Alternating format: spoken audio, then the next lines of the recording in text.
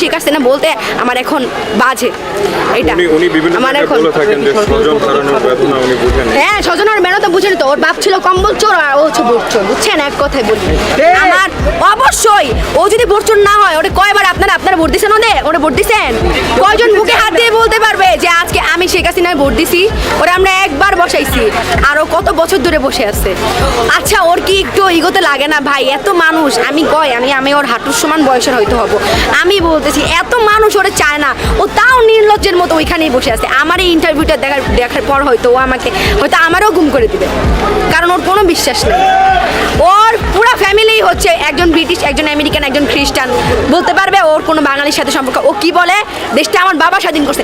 আরে তোর বাপ তো স্বাধীন হওয়ার আগেই মইরা গেছে গা, ওর তো আগেই রাজাকার মেরা লাগছে। 9 মাস তো আমরা স্বাধীন করলাম।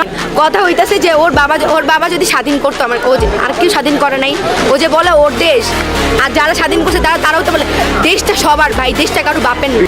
আর শেখ হাসিনা কান্না করে বলে যে আজকে হচ্ছে আমার কোল কি যেন কোল খালি, মায়ের বুক খালি, কি হইলে আমি কি বুঝি না, আমারও বাবা মারা গেছে। বুঝলে তুই ফায়ারের আদেশ কীভাবে দেয়? তোর আদেশ ছাড়াই কি ওরা ফায়ার করে? তুই আর্মি নামাই দিছিস, বিজিবি নামাই দিছিস, আনসার নামাই দিছিস, পুলিশ নামাই দিছিস, তোর আদেশ ছাড়াই কি ওরা ফায়ার করে? আমি এমন পুলিশও দেখছি যারা হেলিকপ্টার থেকে আমাদের ওই ক্ষমা চাইতেছে, বলতেছে আগাই যান। এমনও পুলিশ দেখছি আমরা।